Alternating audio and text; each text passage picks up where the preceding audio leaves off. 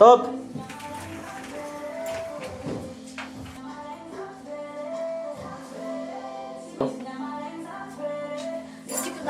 Olo miasa aminay agny zo. Mandandro.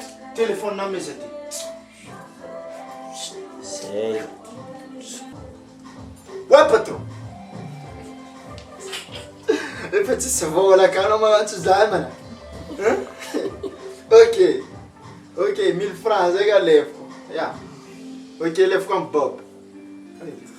Patron. Anao mangalegala telefôny raha katsinao zalegna. Fagatsouako. Na zonao na tsy zonao zay telefôny nangaka fa misoana zalegna. Ano mbola mety.